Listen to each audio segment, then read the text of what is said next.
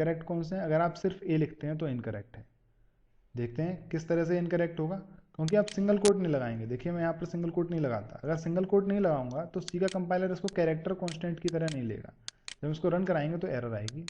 क्या एरर है देख लेते हैं। इलीगल कैरेक्टर जो आपने इस्तेमाल किया है इलीगल कैरेक्टर है, तो इसलिए आपको यहाँ एक वैल्यू इस्तेमाल कर वैल्यू देनी पड़ेगी। हम यहाँ पर 4 लिख के देते हैं। कुछ और लिखते हैं, जैसे कि हमने लिखा KL। इसको रन कराते हैं तो एरर आएगी। क्या एरर आएगी? Undefined symbol KL। अब वो KL को एक वेरिएबल की तरह ट्रीट कर रहा है जो अभी तक डिफाइन नहीं है, यानी कि डिक्लेयर नहीं किया गया है। तो इस वजह से आप जब भी इस्तेमाल करेंगे तो सिंगल कोट के अंदर इस्तेमाल करेंगे, और वो भी सिर्फ एक सिंगल कैरेक्टर। इस तरह लिखेंगे तो भी इनकरेक्ट है, क्योंकि यहाँ पर 2 सिंबल इस्तेमाल हो रहे हैं ना कि एक। और 30 लिखेंगे तो भी इनकरेक्ट है, क्योंकि आपने सिंगल कोट नहीं लगाया है। अब आप कैरेक्टर पर काम करना सीख चुके हैं। अब हम बात करते हैं इंटीजर पर। इंटीजर पर किस तरह से हम लोग काम करेंगे देखते हैं। Integer can be any number. कोई भी नंबर इंटीजर हो सकता है। 1 2 3 400 500 600 5000 9000। कोई भी इंटीजर, कोई भी नंबर इंटीजर हो सकता है। इंटीजर 2 बाइट्स ऑक्यूपाई करता है। कैरेक्टर कितनी बाइट ऑक्यूपाई करता था? 1 बाइट। इंटीजर डिपेंड करता है कंप्यूटर टू कंप्यूटर, हार्डवेयर के ऊपर निर्भर करता है। और इंटीजर की वैल्यू कंप्यूटर से 2 बाइट से लेकर 4 बाइट तक हो सकती है। कंप्यूटर पे डिपेंड करता है, और इसकी वैल्यू 2 बाइट भी हो सकती है और 4 बाइट भी हो सकती है। 2 बाइट का मतलब कितनी बिट हुई?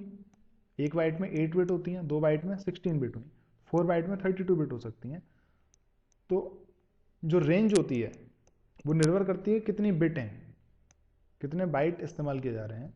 अगर कोई सी का कंपाइलर 16 बिट इस्तेमाल करता है, यानी कि 2 बाइट यूज़ करता है इंटीजर को स्टोर करने के लिए, तो वो टोटल 65536 नंबर्स स्टोर कर सकता है। मतलब इसकी रेंज कितनी तक जा सकती है? 65536 तक जा सकती है।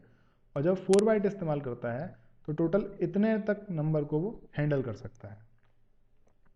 तो इनकी जो रेंज होगी वो माइनस और प्लस में दोनों में इक्वली डिवाइड हो जाएगी। तो अगर 16 बिट आपका कंपाइलर इस्तेमाल करता है, आपके कंप्यूटर 16 बिट को सपोर्ट करता है, तो जो इंटीजर की रेंज जाएगी वो -32768 से लेके 32767 तक जाएगी।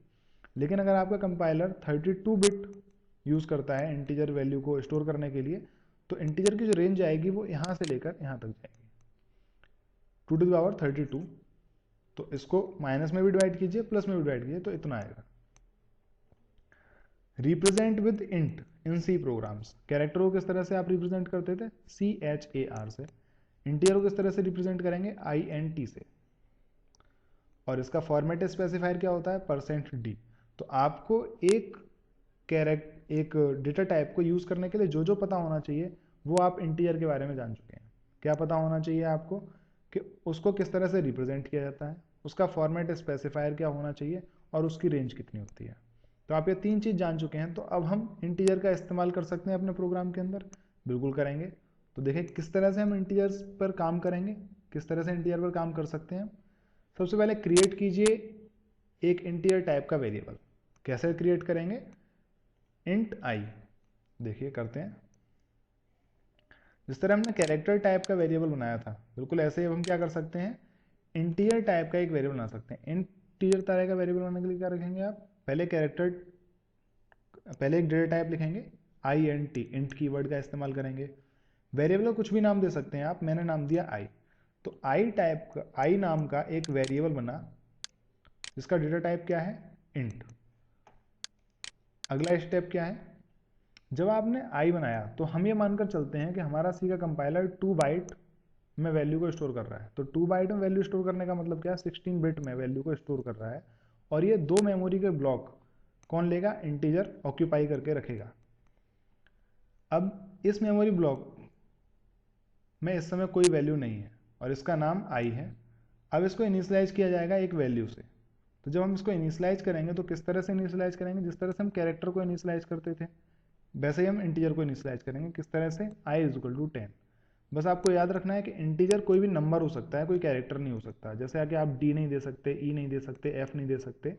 आप i को कोई नंबर दे सकते हैं। आप 1000 दे सकते हैं, 400 दे सकते हैं, 600 दीजिए, 900 दीजिए, कुछ भी दीजिए। बस कोई कैरेक्टर या स्पेशल सिंबल नहीं दिया जा सकता है। हमने यहाँ पर आई की वैल्यू इनिशियलाइज की किससे, 10